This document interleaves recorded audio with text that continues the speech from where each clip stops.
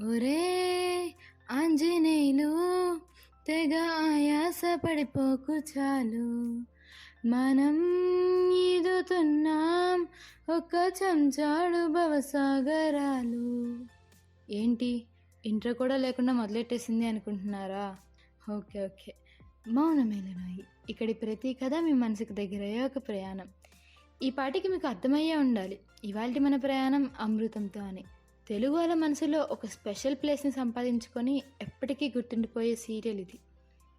అమృతం మన అందరినీ నవ్వించడమే కాదు, మన అందరి డైలీ లైఫ్కి కనెక్ట్ చేసింది. హౌస్ ఓనర్తో గొడవలు, సింపుల్ ప్రాబ్లమ్స్ని ఇంకా పెద్దవి చేసే క్రేజీ సొల్యూషన్స్.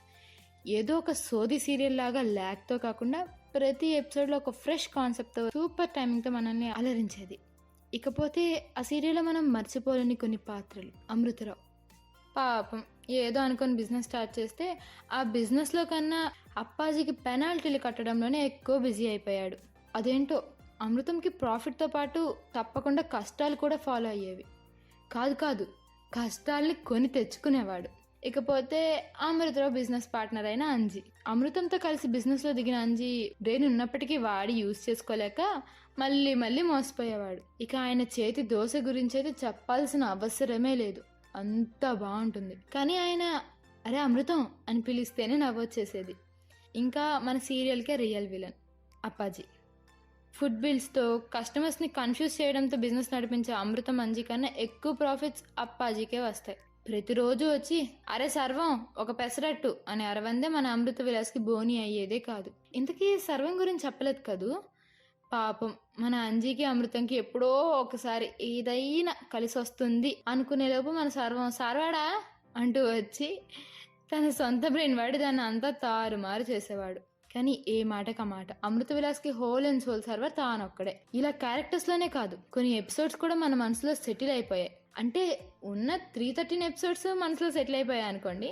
కానీ కొన్నిటి గురించి చెప్పగలం కాబట్టి నాకు బాగా నచ్చిన, నేను మళ్ళీ చూసిన కొన్ని ఎపిసోడ్స్ గురించి చెప్పేస్తా వినేయండి. ఫస్ట్ ఎపిసోడ్లో గృహప్రవేశం కోసం తెప్పించిన ఆవుతో వచ్చిన తిప్పలు దాని చేత పేడేయించడంతో మొదలెట్టి అప్పాజీకి పెనాల్టీ కింద 1000 రూపాయలు కట్టేదాకా వెళ్ళింది. ఇంకా మంచి కామెడీ ఎపిసోడ్ అంటే బాబు బిస్కెట్స్. పేరు వినగానే గుర్తొచ్చేసింది కదా.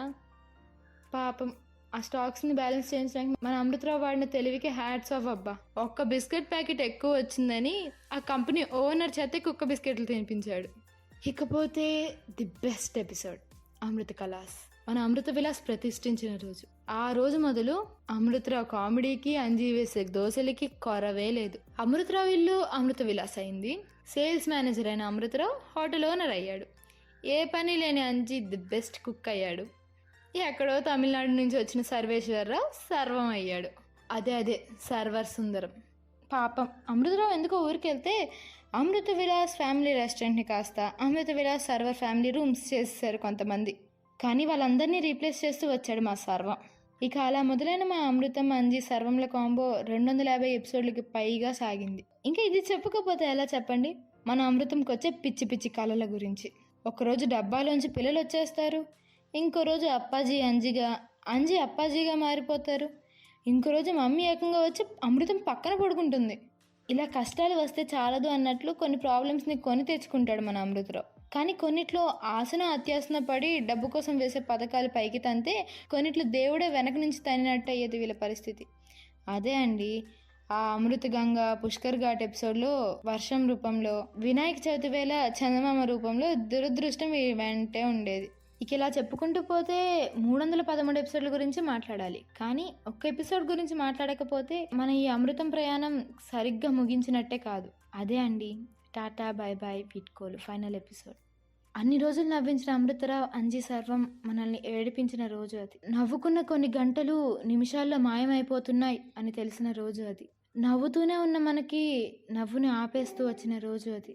అప్పటిదాకా తిట్టుకున్న అప్పాజీని కూడా ప్రేమించిన రోజు అది. ప్రపంచమంతా నడుస్తుంది, కానీ మనల్ని మాత్రం మనసుకు హత్తుకొని టాటా బాయ్ బాయ్ వీడ్కోలు అంటూ ఆపేసిన రోజు అది. అది జస్ట్ ఒక ఎపిసోడ్ కాదు, మన జ్ఞాపకాలకి ఒక ఫుల్ స్టాప్ లాంటిది. ఎందుకో తెలియదు కానీ ఇప్పటికీ ఆ ఎపిసోడ్ చూస్తే కళ్ళ వెంట నీళ్ళు వస్తాయి. మనకి బాగా దగ్గరైన వాళ్ళు దూరం వెళ్ళిపోతున్న ఫీలింగ్. కానీ అమృతం ద్వితీయం అంటూ మళ్ళీ మన ముందుకు వచ్చారు. కానీ ఒరిజినల్ అమృతం మన జ్ఞాపకాల్లో, మన చైల్డ్‌హుడ్‌లో, మన స్ట్రెస్ రిలీఫ్‌లో ఫరెవర్ ఉండిపోయింది. ఫైనల్లీ ఒక్కటి మాత్రం చెప్పాలి. అమృతం అంటే ఒక సీరియల్ కాదు.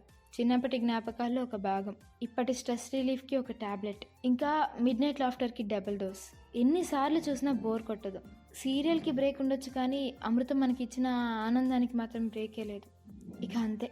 నా ద్వారా సీరియల్‌ని గుర్తు చేసుకొని నవ్వుకున్నారు అనుకుంటున్నా. వెళ్ళి మరొకసారి చూడండి. మరోసారి నవ్వుకోండి.